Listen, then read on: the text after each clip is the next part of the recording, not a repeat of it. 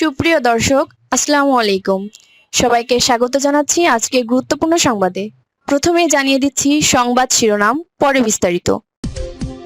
জানিয়ে দেব এই মুহূর্তে হাতে পাওয়া সর্বশেষ গুরুত্বপূর্ণ আপডেট আন্তর্জাতিক সংবাদ। শুরুতেই থাকছে ইরানের সর্বোচ্চ নেতা সম্পূর্ণ সুস্থ আছেন পেজেশকিয়ান।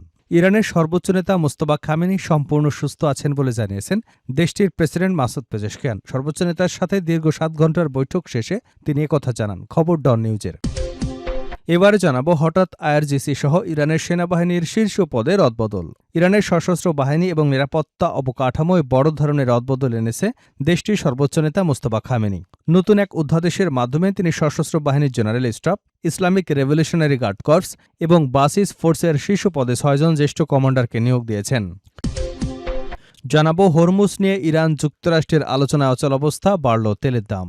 ইরান এবং যুক্তরাষ্ট্রের মধ্যে হরমুজ প্রণালী পুনরায় খুলে দেওয়া নিয়ে আলোচনায় অচল অবস্থা তৈরি হয় মঙ্গলবার আন্তর্জাতিক বাজারে তেলের দাম বেড়েছে। গুরুত্বপূর্ণ এই নৌপথ সচল করার প্রচেষ্টার মধ্যেই মার্কিন প্রেসিডেন্ট ডোনাল্ড ট্রাম্পের কঠোর অবস্থান পরিস্থিতিকে আরও জটিল করে তুলেছে। এবারে থাকছে ইরানের হামলার ভয়ে যেভাবে খাবারের কন্টেইনারে লুকিয়ে তুরস্ক ছাড়েন ডোনাল্ড ট্রাম্প। ইরানের পক্ষ থেকে সম্ভাব্য হত্যাচেষ্টার হুমকির কারণে যুক্তরাষ্ট্রের প্রেসিডেন্ট ডোনাল্ড ট্রাম্প তুরস্ক থেকে গোপনে একটি সামরিক বিমানে করে যুক্তরাজ্যে গিয়েছিলেন, এমনই এক চাঞ্চল্যকর তথ্য দাবি করেছে ওয়াশিংটন পোস্ট এবং নিউ ইয়র্ক টাইমস।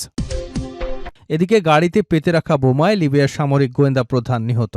লিবিয়ার পূর্বাঞ্চলীয় লিবিয়ান ন্যাশনাল আর্মির সামরিক গোয়েন্দা প্রধান তার গাড়িতে পেতে রাখা বোমা বিস্ফোরণে নিহত হয়েছেন। সোমবার বেনগাজি শহরের হাওয়ারি এলাকায় গোয়েন্দা প্রধানের নিজ বাড়ির সামনে ঘটনাটি ঘটে বলে দুটি নিরাপত্তা সূত্র রয়টার্সকে নিশ্চিত করেছে। এবং সর্বশেষ জানাবো হৃদয় বিদারক সংবাদ। 1700 ফিলিস্তিনির মরদেহ আটকে রেখেছে ইহুদিবাদী ইসরায়েল। ভবিষ্যতে বন্দি বিনিময়ের কাজে ব্যবহার করার সম্ভাবনা বিবেচনায় প্রায় 1700 ফিলিস্তিনির মরদেহ আটকে রেখেছে ইসরায়েল। ইসরায়েলের সংবাদপত্র হারেচ্ছের এক প্রতিবেদনে দেশটির নিরাপত্তা কর্মকর্তাদের বরাত দিয়ে এ তথ্য জানানো হয়েছে। প্রতিবেদনটিতে বলা হয়েছে, ইসরায়েলের নিরাপত্তা ব্যবস্থার সাম্প্রতিক আলোচনায় ফিলিস্তিনিদের মরদেহ আটকে রাখার এই সংখ্যা উঠে এসেছে। নাম প্রকাশ না করার শর্তে দুটি সূত্র এ বিষয়টি নিশ্চিত করেছে। এতক্ষণ শুনছিলেন সংবাদ শিরোনাম, এবার থাকছে পুরো সংবাদ। দর্শক, অনুরোধ থাকবে ভিডিওতে একটি লাইক দিন, কমেন্টস করে জানিয়ে দিন এই ভিডিওটি আপনি কোন জেলা থেকে দেখছেন এবং শুনছেন। ইরানের সর্বোচ্চ নেতা সম্পূর্ণ সুস্থ আছেন পেজেশকিয়ান। ইরানের সর্বোচ্চ নেতা মুজতবা খামেনি সম্পূর্ণ সুস্থ আছেন বলে জানিয়েছেন দেশটির প্রেসিডেন্ট মাসুদ পেজেশকিয়ান। সর্বোচ্চ নেতার সাথে দীর্ঘ 7 ঘণ্টার বৈঠক শেষে তিনি একথা জানান। খবর ডন নিউজের। পেজেশকিয়ান বলেন, যে ব্যক্তি 7 থেকে 8 ঘণ্টা বসে আলোচনা করতে পারেন তার কোনো স্বাস্থ্যগত সমস্যা থাকতে পারে না। তিনি বলেন, বৈঠকটি ছিল খুবই ভালো। আমরা বিভিন্ন বিষয় নিয়ে কথা বলেছি এবং সব সমস্যাই তুলে ধরেছি। তিনি জানান, ইরানের বিপ্লবের নেতার সাথে চলমান সব ইস্যু নিয়ে আলোচনা করেছেন তিনি। ব্যাপক ধৈর্যের সাথে সব ধরনের উদ্বেগ এবং সমস্যার জন্য নির্দেশনা দিয়েছেন সর্বোচ্চ নেতা। প্রসঙ্গত, ইরানের মার্কিন আগ্রাসন শুরু হবার পর থেকেই নিরাপত্তা এবং অসুস্থতাজনিত কারণে আত্মগোপনে আছেন মুজতবা খামেনি। তবে এমন পরিস্থিতিতে নিয়মিত শীর্ষ নেতাদের সাথে বৈঠক করেন তিনি। হঠাৎ আইআরজিসি সহ ইরানের সেনাবাহিনীর শীর্ষ পদে রদবদল। ইরানের সশস্ত্র বাহিনী এবং নিরাপত্তার কাঠামোয় বড় ধরনের রদবদল এনেছে দেশটির সর্বোচ্চ নেতা মুজতবা খামেনি। নতুন এক অধ্যাদেশের মাধ্যমে তিনি সশস্ত্র বাহিনীর general staff, Islamic Revolutionary Guard Corps বা বাসিস ফোর্সের শীর্ষ পদে 6 জন জ্যেষ্ঠ কমান্ডারকে নিয়োগ দিয়েছেন। সোমবার কাতার ভিত্তিক আন্তর্জাতিক সংবাদ মাধ্যম আল জাজিরার এক প্রতিবেদনে এ তথ্য জানানো হয়েছে। প্রতিবেদন অনুযায়ী নতুন এই সামরিক বিন্যাসে মেজর জেনারেল আলী আবদুল্লাহি ইরানের সশস্ত্র বাহিনীর নতুন চিফ অব স্টাফ হিসেবে নিযুক্ত পেয়েছেন। তার পাশাপাশি ব্রিগেডিয়ার জেনারেল কিউমার্স হায়দারিকে তার ডেপুটি চিফ অব স্টাফ হিসেবে দায়িত্ব দেওয়া হয়েছে। একই আদেশে মেজর জেনারেল পদে পদোন্নতি দিয়ে আহমেদ ওয়াহিদিকে আইআরজিসির নতুন সর্বাধিনায়ক এবং মুস্তফা ইজাদিকে তার ডেপুটি কমান্ডার হিসেবে আনুষ্ঠানিকভাবে নিয়োগ দেওয়া হয়েছে। নিয়োগপ্রাপ্ত অন্য শীর্ষ কর্মকর্তাদের মধ্যে রিয়ার অ্যাডমিরাল আলী উজমাইকে আইআরজিসির নৌবাহিনীর প্রধান হিসেবে দায়িত্ব দেওয়া হয়েছে। অন্যদিকে বাসিস বাহিনীর নতুন প্রধান হিসেবে নিয়োগ পেয়েছেন প্রভাবশালী কর্মকর্তা হোসেইন তাইব। সশস্ত্র বাহিনীর পাশাপাশি অভ্যন্তরীণ নিরাপত্তা এবং সামাজিক নিয়ন্ত্রণকারী এই বাসিস ফোর্সের নেতৃত্বে হোসেইন তাইবের প্রত্যাবর্তন অত্যন্ত তাৎপর্যপূর্ণ মনে করছেন বিশ্লেষকরা। ইরানের সামরিক শীর্ষ পদে নতুনভাবে দায়িত্ব পাওয়া এই 6 জন কমান্ডারকে প্রকাশ্যে অভিনন্দন জানিয়েছেন দেশটির পররাষ্ট্রমন্ত্রী আব্বাস আরাকচি। এক বিশেষ বার্তায় তিনি বলেন, সর্বোচ্চ নেতা তাদের উপর যেভাবে আস্থা প্রকাশ করেছেন তা জাতীয় নিরাপত্তা এবং স্বাধীনতা রক্ষার দীর্ঘদিনের কাজেরই স্বীকৃতি। তিনি আরও জানান, দেশের নিরাপত্তা এবং আঞ্চলিক অখণ্ডতা রক্ষায় নতুন কমান্ডারদের মেধা এবং বহু বছরের সামরিক অভিজ্ঞতা গুরুত্বপূর্ণ ভূমিকা রাখবে। পররাষ্ট্রমন্ত্রী আব্বাস আরাকচি স্মরণ করিয়ে দেন যে সাম্প্রতিককালে দেশটির উপর চাপিয়ে দেওয়া দুটি যুদ্ধের মতো কঠিন পরিস্থিতির মুখেও এই কমান্ডাররা সাহসিকতার প্রমাণ দিয়েছেন। তারা দেশের মর্যাদা এবং সার্বভৌমত্ব অক্ষুণ্ণ রাখতে অগ্রণী ভূমিকা পালন করে চলেছেন। নতুন দায়িত্ব পালনে এবং শত্রুদের হাত থেকে দেশকে মুক্ত রাখতে তাদের সর্বোচ্চ সফলতা কামনা করেন তিনি। হরমুজ নিয়ে ইরান যুক্তরাষ্ট্রের আলোচনায় অচল অবস্থা, বাড়ল তেলের দাম। ইরান এবং যুক্তরাষ্ট্রের মধ্যে হরমুজ প্রণালী পুনরায় খুলে দেওয়া নিয়ে আলোচনায় অচল অবস্থা তৈরি হয়। মঙ্গলবার আন্তর্জাতিক বাজারে তেলের দাম বেড়েছে। গুরুত্বপূর্ণ এই নৌপথ সচল করার প্রচেষ্টার মধ্যেই মার্কিন প্রেসিডেন্ট ডোনাল্ড ট্রাম্পের কঠোর অবস্থান পরিস্থিতিকে আরও জটিল করে তুলেছে। ইরান হরমুজ প্রণালী খুলে দেওয়ার বিষয়ে নিজেদের শর্ত তুলে ধরার পাশাপাশি ট্রাম্প পাল্টা দাবি জানিয়েছে অতীতের যুদ্ধ, হামলা এবং বিক্ষোভে হতাহতদের জন্য ইরানকে ক্ষতিপূরণ দিতে হবে।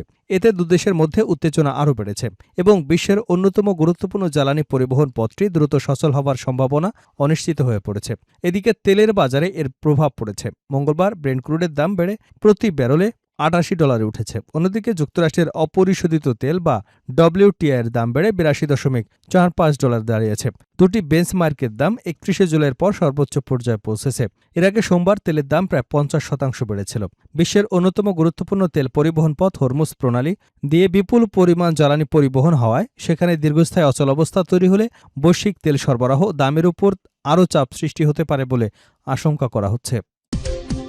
ইরানের হামলার ভয়ে যেভাবে খাবারের কন্টেইনারে লুকিয়ে তুরস্ক ছাড়েন ডোনাল্ড ট্রাম্প। ইরানের পক্ষ থেকে সম্ভাব্য হত্যাচেষ্টার হুমকির কারণে যুক্তরাষ্ট্রের প্রেসিডেন্ট ডোনাল্ড ট্রাম্প তুরস্ক থেকে গোপনে একটি সামরিক বিমানে করে যুক্তরাজ্যে গিয়েছিলেন বলে দ্য ওয়াশিংটন পোস্ট ও দ্য নিউ ইয়র্ক টাইমসের প্রতিবেদনে দাবি করা হয়েছে। প্রতিবেদন অনুযায়ী গত মাসে তুরস্কের রাজধানী আঙ্কারায় ন্যাটো সম্মেলনে অংশ নিতে গিয়েছিলেন ট্রাম্প। প্রকাশ্যে তাকে পুরনো এয়ারফোর্স ওয়ানের বিমানে উঠতে দেখা গেলেও সেটি ছিল একটি সাজানো কৌশলের অংশ। ওয়াশিংটন পোস্টকে এক মার্কিন কর্মকর্তা জানান, টেলিভিশন ক্যামেরার সামনে ট্রাম্প পুরনো এয়ারবাস ওয়ানে ওঠেন। এরপর কয়েক মিনিটের মধ্যেই বিমানবন্দরে খাবার এবং অন্যান্য সরঞ্জাম বহনের কাজে ব্যবহৃত একটি ক্যাটারিং কন্টেইনারে করে তাকে গোপনে অন্য একটি ছোট বিমানে করে নেওয়া হয়। নিউ ইয়র্ক টাইমসের একজন মার্কিন কর্মকর্তার বরাত দিয়ে একই ধরনের তথ্য প্রকাশ করেছে। প্রতিবেদনগুলোতে বলা হয়েছে, ট্রাম্পের প্রকৃত অবস্থান সাংবাদিকদের পাশাপাশি হোয়াইট হাউসের কিছু কর্মকর্তার কাছ থেকেও গোপন রাখা হয়েছিল। ইরানের সঙ্গে সংশ্লিষ্ট ট্রাম্পের বিরুদ্ধে একটি বিশ্বাসযোগ্য হুমকি পাবার পরই এই প্রতারণামূলক নিরাপত্তা অভিযান শুরু করা হয় বলে এক মার্কিন কর্মকর্তা নিশ্চিত করেছেন।